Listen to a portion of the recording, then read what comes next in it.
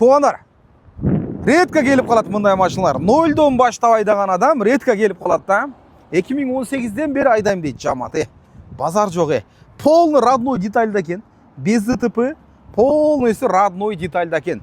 480 000 пробегте готовый вариант таксиге. Да. 0-дон баштап машинаны өзім айдайым дейді туғандар. Мұнан қаралы.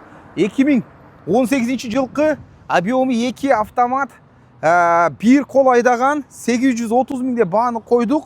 Жақшы скидкасымен. Шыналар жаңы дей албайм, бір 85-90%ке жақшы елеген жамат. Бұна 2018 объем 2 автомат бағаны бұйырса 830 000-ге қойылды. Торг у капота 830 000 рублей.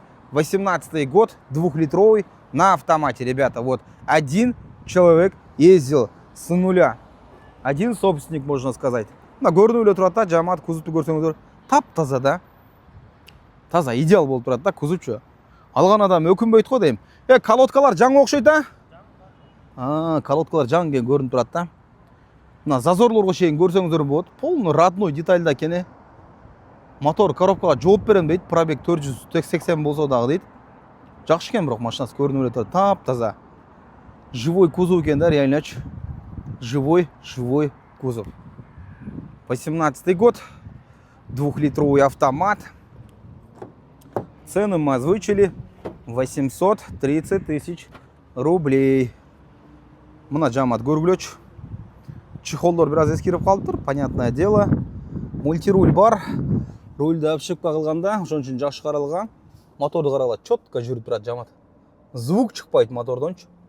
Bluetooth бар, климат бар, подогрев сиденья, подогрев руля бар. Лобовой целый, видеорегистратор дағы бар екен жамат. Мына. Бұйырса 830 000-ге бағаны қойдық. Жақшы скидкасы менен. Номер телефондарды қалтырабыз.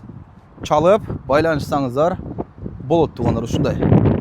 Любой вопрос дағы через телефон чала бересіздер, если что.